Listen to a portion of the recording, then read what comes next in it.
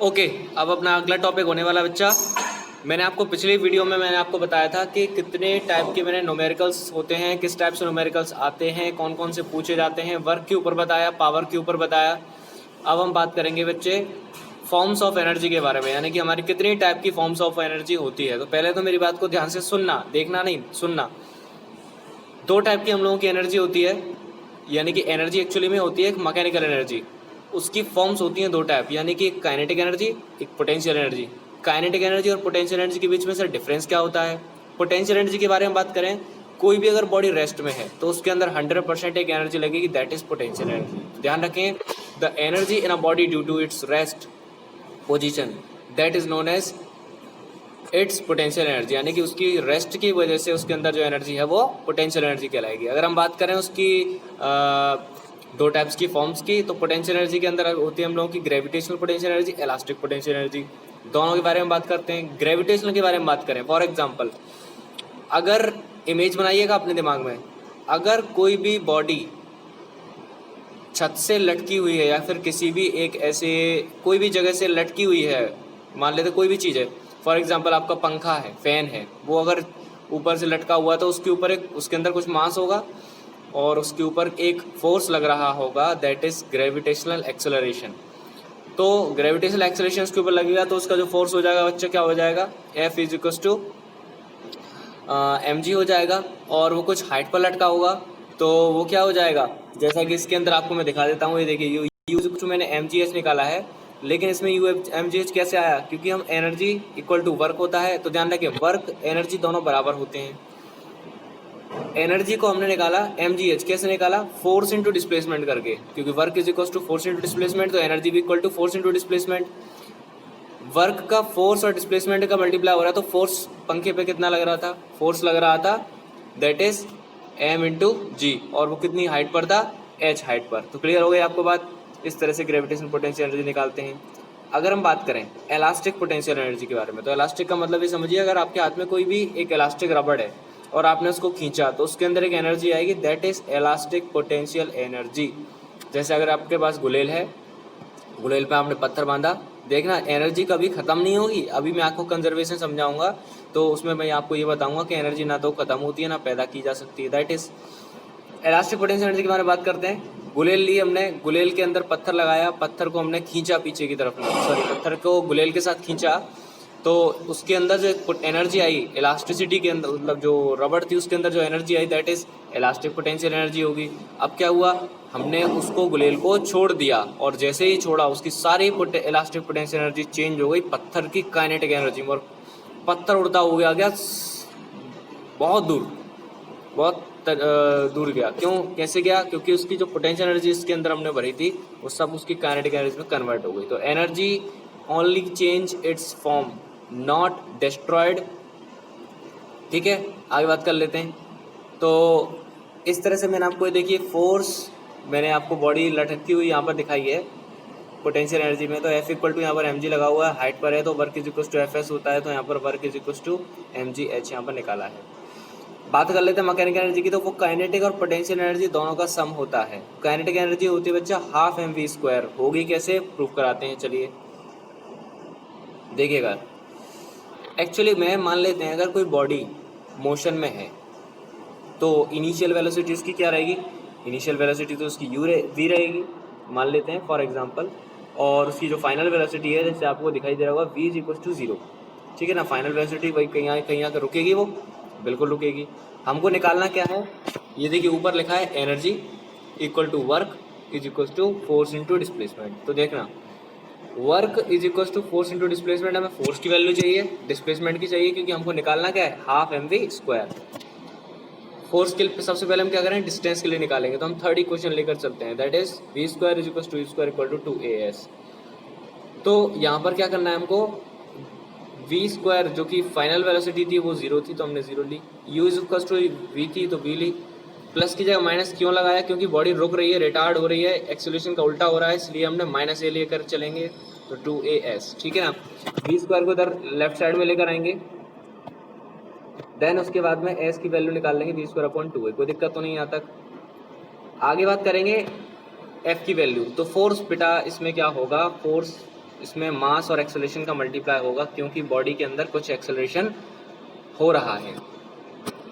तो F equal to M A, दोनों value को वर्क के एनर्जी के फॉर्मूले में पुट करेंगे, that is F into s, m a into v upon two a, v square upon two a, और यहाँ से ए से ए कैंसिल, तो m we square upon two, यानी कि हाफ एम वी स्क्वायर हम लोगों का आंसर आ जाता है।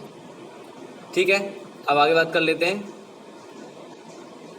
आगे हम बात करेंगे काइनेटिक एनर्जी की कुछ फॉर्म्स के बारे में। जैसे पोटेंशियल एनर्जी की कुछ फॉर्म्स होती हैं, उसी तरह से काइनेटिक एनर्जी की भी कुछ फॉर्म्स होंगी, जिनमें से हम बात करेंगे। इंपॉर्टेंट टॉपिक है हमारा ट्रांसलेशनल काइनेटिक एनर्जी। कोई भी बॉडी अगर स्ट्रेट पाथ में मोशन कर रही है, सीधे सीधे जा रही है, तो उसे हम ट्रांसलेशनल कहेंगे। जैसे एक कार है, रोड पे चल रही है सीधे सीधे, या फिर मान लेते हैं अगर कोई बॉडी है, पत्थर है, ऊपर से गिर रहा है सीधे सीधे। ठीक है, इस तरह से हम लोगों की ट्रांसलेशनल काइनेटिक एनर्जी, यानी कि बस स्ट्रेट पाथ को फॉलो करते जाए, वो एनर्जी ट्रांसलेशनल काइनेटिक एनर्जी कहलाती है। ओके, आगे बात कर लें रोटेशनल काइनेटिक एनर्जी के बारे में। कोई भी बॉडी अपने पाथ पर रोटेट हो रही है, जैसे अर्थ के बारे में बात करें, अर्थ अपने पॉइंट पर एक्सिस पर रोटेट होती चली जा रही है, तो वो भी हमारी रोटेशनल काइनेटिक एनर्जी है। मोशन तो कर रही है ना, मोशन तो होना चाहिए। ऐसे ही जैसे आपने एक लट्टू आते थे पहले, लट्टू घुमाया, सिक्का लिया, सिक्का घुमाने में बैठ गए। कोई भी चीज़ अगर आप घुमा दो, जैसे कि आप कोई भी चीज़ अगर आप रोटेट करा रहे हो, दैट उसके अंदर काइनेटिक एनर्जी 100% आ जाएगी। क्लियर हो गई आपको बात कर लेते हैं तीसरी, वाइब्रेशनल काइनेटिक एनर्जी। अगर कोई बॉडी अपने मेन पॉइंट से लेफ्ट या राइट जा रही है, जैसे पेंडुलम सीधे स्टेबल है, अब क्या हो रहा है, अब उसको हमने हिलाया, तो यानी कि वो पहले लेफ्ट जाएगी, फिर राइट जाएगी, फिर लेफ्ट जाएगी, फिर यानी कि टू एंड फ्रो मोशन करती जाएगी। तो ऐसी एनर्जी को हम वाइब्रेशनल काइनेटिक एनर्जी में रखेंगे। फॉर एग्जांपल एक और बता देता हूँ, ड्रम लिया आपने, जो हमारे जो ड्रम होते हैं, जो बजाते हैं, डूम डूम डूम होता है ना, हमने उसके ऊपर उसको बजाया, तो क्या होगा कि अगर आप जूम करके देखेंगे तो उसका जो ड्रम का जो ऊपर का पर्दा है, वो ऊपर टू एंड फ्रो मोशन करते हुए दिखाई देगा, यानी वाइब्रेट करते हुए दिखाई देगा। वही एनर्जी आपकी वाइब्रेशनल काइनेटिक एनर्जी है। ठीक है ना, चलिए, तो यहाँ पर आप लोगों के पॉइंट ये ख़त्म हो जाते हैं काइनेटिक एनर्जी तक के। अब हम बात करेंगे कि किस तरह से एनर्जी चेंज होती है। चेंज के अंदर मैं आपको कई सारी चीज़ें बताऊंगा, एक नहीं दो एग्जांपल कम से कम बता के दिखाऊंगा मैं आपको। तो बेटा देखिए, सबसे पहले हमको समझना पड़ेगा कि एनर्जी चेंज होती है। कंजर्वेशन का मतलब ही यही होता है। तो हम law of conservation of energy के बारे में बात करते हैं, तो कंजर्वेशन का मतलब यही होता है कि बॉडी अपनी जो एनर्जी नाइदर बी क्रिएटेड और नॉट बी डिस्ट्रॉयड, यानी कि एनर्जी ना तो क्रिएट कर सकते हैं और ना ही उसको डिस्ट्रॉय किया जा सकता है। तो बात कर लेते हैं कि किस तरह से चेंज होती है। तो यानी कि चेंज तो होंगी। तो देखिए, मैकेनिकल एनर्जी से इलेक्ट्रिकल एनर्जी। मैकेनिकल का मतलब ये समझ लीजिए, अगर किसी की बॉडी को अगर हम रोटेट करा रहे हैं, अपने हाथ से उसको घुमा रहे हैं या फिर कुछ भी करा रहे हैं, दैट इज़ मैकेनिकल एनर्जी। अगर हम दौड़ रहे हैं तो मैकेनिकल एनर्जी यूज़ कर रहे हैं। मैकेनिकल एनर्जी से इलेक्ट्रिकल में जाना हो तो डायनामो का इस्तेमाल होता है। डायनामो सर क्या होता है, तो डायनामो समझ लीजिए, आपने देखा होगा डैम्स, बहुत सारे, कभी कोई ना कोई तो गया होगा भाई, डैम्स तो गया ही होगा डैम में घूमने, या फिर आपने देखे होंगे विंड मिल जो घूमते रहते हैं। तो इस तरह की हर चीज़ के अंदर, या चाहे आप डैम्स ले लीजिए, चाहे आप विंड मिल ले लीजिए, उनके अंदर मोटर ज़रूर लगी होती है। मोटर को अगर हमें बस घुमाना है, मोटर अगर घूमेगी तो उसके अंदर इलेक्ट्रिकल एनर्जी पैदा होगी। फॉर एग्जांपल अगर आप घर पे करके देख सकते हैं, छोटी छोटी कार आती हैं, टॉय कार, उनके अंदर मोटर लगी होती है। वो अगर मोटर आपको कहीं से मिल जाए, आप उन्हें लीजिए, उसके दो तार लीजिए, दोनों वायरों को लेके एक एलईडी में लगा दीजिए और उस मोटर को अपने हाथ से घुमाइए, 100% एलईडी जलेगी। That is dynamo. आपने वो डायनामो क्रिएट कर लिया। ठीक है ना, डायनामो कोई बहुत बड़ी तोप नहीं है, बस एक मोटर है जिसको बस घुमा रहे हैं मैकेनिकल एनर्जी की मदद से, तो इलेक्ट्रिकल में चेंज कर रहा है। अगर हम वही इलेक्ट्रिकल को मैकेनिकल में करना चाहते हो तो क्या करें, उस मोटर के तारों को किस में लगा दीजिए, छोटी वाली नहीं, जो एसी मोटर है ऑल्टरनेटिंग करंट वाली, उसको लगा दीजिए आप प्लग में। क्या होगा कि वो सारी एनर्जी इलेक्ट्रिकल वाली मोटर को मिल जाएगी और मोटर मैकेनिकल एनर्जी करने लगेगी। आयरन की बात करें, सॉरी, इलेक्ट्रिकल एनर्जी से हीट में चेंज करना है, यानी कि किसी भी चीज़ में इलेक्ट्रिकल एनर्जी दो और वो गर्म हो जाए।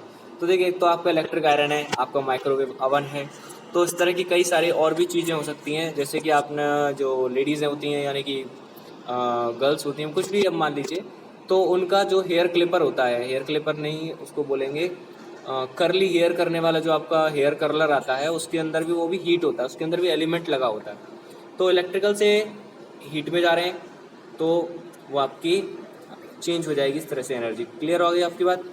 हीट से अगर इलेक्ट्रिकल में जाना है तो देखिए एक तो इसमें दिया है थर्मोकपल। तो थर्मोकपल समझ लीजिए कि इसके अंदर दो वायर लगे होते हैं, दोनों दो पॉइंटों में, दोनों में अलग अलग वो आपका केमिकल होता है, जिससे कि वो हीट की वजह से क्या होने लगता है, इसमें इलेक्ट्रिकल करंट आता है, बहुत कम मात्रा में आता है। एक और मैं तरीका आपको बता देता हूँ कि आपकी थर्मल एनर्जी बनती है, जो थर्मल एनर्जी बनती है, जो आपके पत्थरों के बीच में थर्मल एनर्जी निकलती है, वो भी आपकी हीट से इलेक्ट्रिकल में बदली जा सकती है, बट वो थोड़ा इनडायरेक्ट भी हो जाता है, डायरेक्ट नहीं होता है। ठीक है, तो आप थर्मोकपल को याद रखें। इलेक्ट्रिकल एनर्जी की बात करें, साउंड में चेंज होना, साउंड एनर्जी में चेंज होना, लाउड स्पीकर ले लिया हमने, इलेक्ट्रिकल दे रहे हैं, साउंड में चेंज हो रहा है, आपके घर में वूफर रखें, स्पीकर रखें, वो सब क्या है, इलेक्ट्रिकल से साउंड। साउंड से इलेक्ट्रिकल में जाएंगे, माइक, माइक में बोलोगे, इलेक्ट्रिकल में चेंज होगा। इलेक्ट्रिकल से केमिकल में जाना हो, बैटरी को चार्ज करिए, इलेक्ट्रिकल से बैटरी के अंदर के क्या होंगे, केमिकल चार्ज होंगे। केमिकल से इलेक्ट्रिकल में जाना हो तो उस बैटरी को यूज़ करिए, तो उसके केमिकल चेंज हो जाएगा, इसके अंदर बैटरी के अंदर यूज़ होने के अंदर, मतलब कि इलेक्ट्रिकल के अंदर। केमिकल एनर्जी से लाइट एनर्जी के अंदर जाएंगे, तो केमिकल जलाया कोई भी, यानी कि पेट्रोल जलाई, तेल जलाया, कुछ भी जलाया, उसके अंदर आग, लाइट जलने लगी, कैंडल जलाई, ठीक है, तो वो सब लाइट में है। लाइट से केमिकल में जाएंगे, एक ही प्रोसेस है, फोटोसिंथेसिस, याद रखें। लाइट पड़ेगी सीधे सीधे सूरज उसके ऊपर, पत्तों के ऊपर, पत्थर क्या बनाएंगे अपना, पत्ते क्या बनाएंगे अपना, यानी प्लांट पेड़ पौधे क्या बनाएंगे, खाना बनाएंगे अपना। फोटोसिंथेसिस की मदद से केमिकल में चेंज कर लेंगे, यानी कि ग्लूकोज बना लेंगे। अगला पॉइंट लास्ट, और इसके बाद चैप्टर खत्म। चैप्टर नहीं, टॉपिक खत्म हो जाएगा। Chapter topic conservation of energy में आपको डेरिवेशन समझाऊंगा।